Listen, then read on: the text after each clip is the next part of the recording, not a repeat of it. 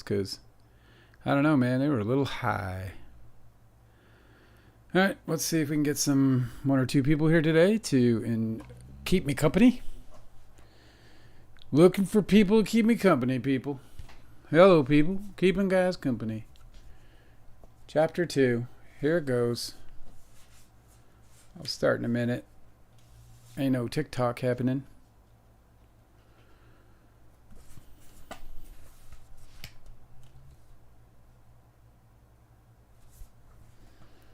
Throw on my Raiders.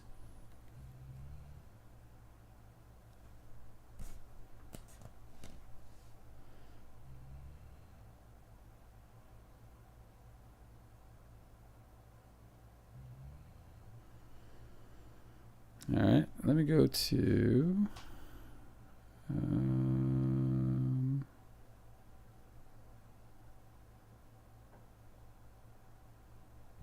select a stream, refresh. All right, we're sporting the big goose egg, so I'm going to read to myself. We'll see if somebody shows up.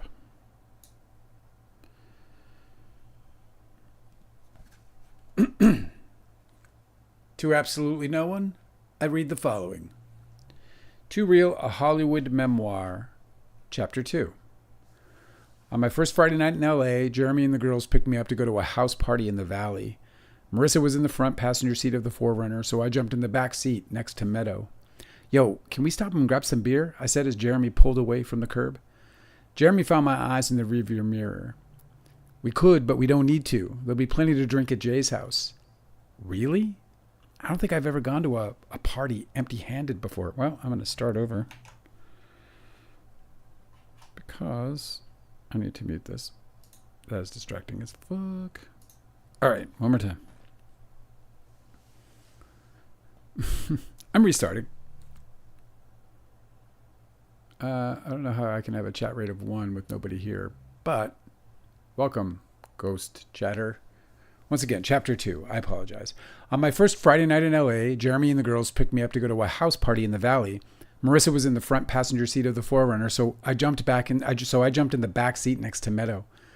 Yo, can we stop and get some beer? I said as Jeremy pulled away from the curb.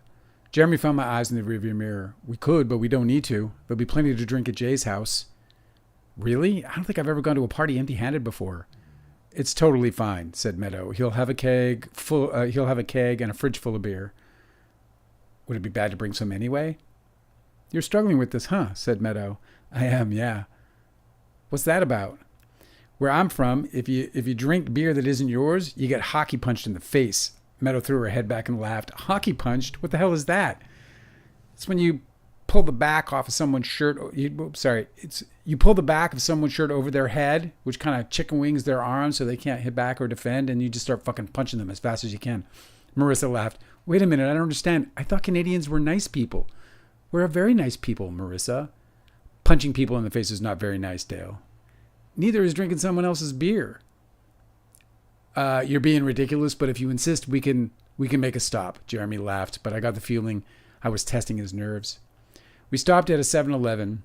I was in and out in no time with a 12-pack of Miller Lite under one arm and a couple of packs of Marlboro Lights jammed in my front pockets. We jumped on the 101 and headed for the Valley. When we got to the house party, Jeremy suggested I leave the beer in the car. I'm annoying, I said. Huh, I'm sorry. No, not at all, he chuckled. No need to apologize. It's just that you'll be the only person walking in with a case of beer, and I just didn't think you'd want that kind of attention. He was right. I didn't. I followed Jeremy into the house, empty-handed. The first person I saw as we walked through the front door was Shannon Doherty from Beverly Hills 90210. She was leaning up against a wall with a cocktail in her hand, people watching. I was surprised to see her, but managed not to stare. I wasn't starstruck. I'd never watched her show or followed her career, but she was a big TV star, and I did not expect to run into her in this lifetime. She was looking sidelong at a group of 5 or 6 guys sitting in a circle on the floor to her left. One of those guys caught my eye because he looked a lot like Leonardo DiCaprio. I convinced myself it couldn't possibly be him. These were connected people, but it seemed too coincidental that I just read about the kid in the airport a week ago, and out of all the actors in Hollywood, he'd be the one sitting a few feet away from me, dangling a bottle of beer between his knees. Jeremy led us into the kitchen where he opened the refrigerator door like he owned it, grabbed a beer and offered it to me. I refused, so he cracked it open for himself. Meadow rolled her eyes, reached in and grabbed 2 beers, twisted one open and handed it to me. That's the only time I'm getting one for you. You got to take care of yourself, Dale. I smiled and thanked her. I'm going to check out who's here, said Jeremy. You good? Yeah, I said. I'm great. Jeremy walked off. Meadow and Marissa recognized someone and they got to talking, so I wandered back into the main room. Shannon Doherty was still there, leaning against the wall like a vixen. We made eye contact and I smiled. She smiled back. I glanced over at the group of guys on the floor. Everyone was dialed into the kid who couldn't possibly be Leonardo DiCaprio. He was highly animated about something. I listened in as best as I could. He said something about working with someone named Gene. They did some kind of gun scene together, and this kid, had a hard time learning how to spin the gun on his finger. The gun kept slipping off. Then one of the guys asked about Gene again, but this time he said his last name, Hackman. Gene Hackman. The Academy Award-winning Lex Luthor, Mississippi burning Gene fucking Hackman. It was Leonardo DiCaprio. It had to be. Jeremy found me eavestalking DiCaprio and invited me out back for a smoke. There were a bunch of people hanging out on a small paved deck that was lit by warm string lights and a couple of tiki torches. A few meters away, a rectangular pool rippled and glittered like a giant sapphire. Jeremy got absorbed in a conversation with a small group of people. I waited awkwardly at his side for an introduction, but it never came, so I spotted an empty chair at an umbrella table, and I took a seat.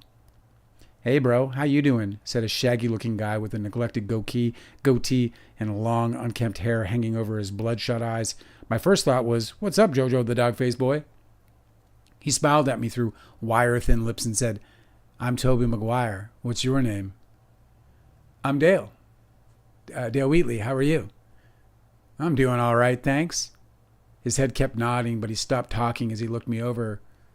So who do you know? Who do you know here? Who are you with? Oh, yeah, I said. I'm friends with that guy right there. I pointed at Jeremy just as he swooped into the conversation. Toby, what's up, kiddo? Jeremy, what's up? Welcome back, baby. Toby stood up, and the two of them embraced. Good to be back. Toby returned to his seat. I was just getting to know your friend here. Yes, this is Dale. We met while I was shooting Hideaway. Oh, cool. Toby turned back to me. Are you Canadian? I am. Oh, that's cool, eh? I didn't laugh. He continued. Did you meet on Hideaway? No. Did you work on Hideaway? No. Actually, we met through an unusual set of circumstances, I guess you could say. Toby laughed. We met through a mutual friend, said Jeremy. Hey, you know who Tony Robbins is, right? The Unlimited Power guy? That Tony Robbins? Jeremy nodded. Dale was working for him when we met. Really? I nodded. I love that dude. I read his book. It was great. Very fucking powerful. What did you do? Did you work for him directly? I worked with one of his franchises in Vancouver. I facilitated a little, but I mostly just helped people get through the program. I love his stuff. It's changed my life in ways I don't even think I fully realized yet. But yeah, I did a lot of follow-up work with his clients and that sort of stuff. Sales. Lots of sales. Toby sat up in his chair more tentatively. Very cool, man. I'm into all kinds of that stuff, like philosophers and yeah, like Tony Robbins. What's that Habits guy? One of the dudes who had been sitting with DiCaprio inside the house came out and took a seat at the table next to Toby. Stephen Covey, I said. Yes! The 7 habits or like 10 habits. Toby turned to the new guy at the table. What's up, baby? What's up? Don't let me interrupt. He looked at me. Continue your conversation. The guy's blue eyes were the most stunning I'd ever seen on a human or animal. They were utterly mesmerizing, like white blue glaciers. I forced my attention back to Toby. The 7 habits of highly successful, effective people. Jesus. Toby laughed at himself. I'm extremely high at the moment. I can barely remember my own name. The new guy caught me with his blue tractor beams. I'm Scott. How are you? I'm Dale. Yeah, good to meet you. We shook hands over the table, nearly starting a domino of spilling beer bottles and cans. Scott opened a fancy pack of cigarettes like a jewelry case and retrieved a thin, elegant cigarette rolled in chocolate brown paper. It's nice to meet you too, Dale, he said with the filter held lightly between his teeth. Yes, indeed. What are you guys discussing right now at this moment? What's the topic?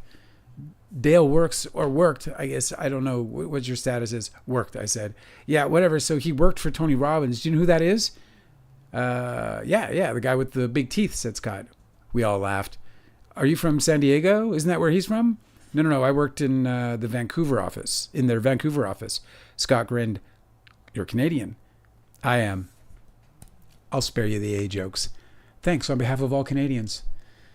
So you're into that whole mind manipulation stuff? You're into fucking with people's minds? Scott was grinning, but he sounded serious.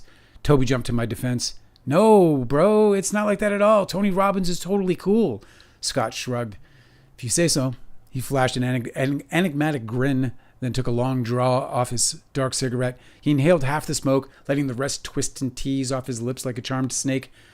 I'm just messing with you. I like Tony Robbins too, I suppose. What was your name again? Dale Wheatley. I'm Scott Bloom. Well, I think it's cool as hell that you work for Tony Robbins, bro, said Toby. I thought his book was like I said, powerful. I would even go as far as to say important. Scott flashed a grin. Unlimited power. What even is that? Toby reached into his pocket and pulled out some weed. Do you partake? I do, I said. I did a double take on another guy who exited the house because at first glance he looked a lot like DiCaprio. He was taller and fuller with similar bone structure and blue eyes. He noticed me and nodded and said, "What's up?" "Hey, what's up?" I said. "I'm Jay." "Oh, cool. This is your house." "Yes, it is. I'm Dale. I'm a friend of Jeremy Sisto's." "Where is that boy?" Jay's eyes searched around until he found Jeremy, who had drifted over to another nearby circle. "Okay, what's up, Sisto? I didn't see you come in. Welcome home, brother." "Jay, it's good to be back. Thank you for all of this." Jeremy held up his beer in salute. "You're amazing." "Of course." Jay returned his attention to me. "Nice to meet you, bro. If you need anything, just help yourself. There's plenty of beer in the fridge." "Thanks, man." I glanced over at Jeremy, knowing there would be an "I told you so" grin waiting. Leonardo DiCaprio came strolling out of the house, lanky and disjointed, with his hair held back in a hairband. He was holding a basketball in one hand and a lit cigarette in the other. He noticed Jay's attention lingering on me, so his eyes shifted to mine. He nodded at me. "What's up?" I nodded back. "What's up?" Jay poked Leo in the ribs playfully, causing Leo to lose grip of the ball. He recovered and dribbled over to the hoop nearby where he completed a layup. Leo began goading Jay into a game of one-on-one. Jay refused at first, but eventually caved, and the two of them shot hoops while the rest of us drank and smoked Toby's weed. After a few minutes, Leo returned to the table victorious. He and Jay grabbed a couple of empty chairs and joined the rest of us. "I'm too good for you, bro," said Leo. Jay shook his head. "Dude, I've been drinking since 3 p.m. "Excuses!" chided Toby.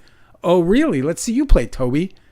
"I don't want to play. I want to sit here and talk with my new friend here." He gestured to me with his chin, "and smoke some weed." "Excuses," mimicked Jay. "It's a preference, Jay. Big difference." Jay nodded at the joint between Toby's fingers. "Are you going to fucking pass that shit around or what, bro?" Toby leaned forward with the offering. Jay took the joint and started puffing on it aggressively. Leo stood up, fanning the thick, skunky smoke. He nodded at me. "Yo, you shoot hoops?" "Yeah, a little." "Care for a little one-on-one then?" I nodded. "Let's do it." I took a quick swig of beer and rose from my chair. "I'm Leo, by the way." "Hey, Leo." "I'm Dale. Good to meet you, man." We shook hands and headed toward the hoop. "You want to go to 11 or?" I nodded. 11 is good." Leo bounced the ball to me. "Challenger goes first, bro." He lowered into his defensive stance and held me at arm's length.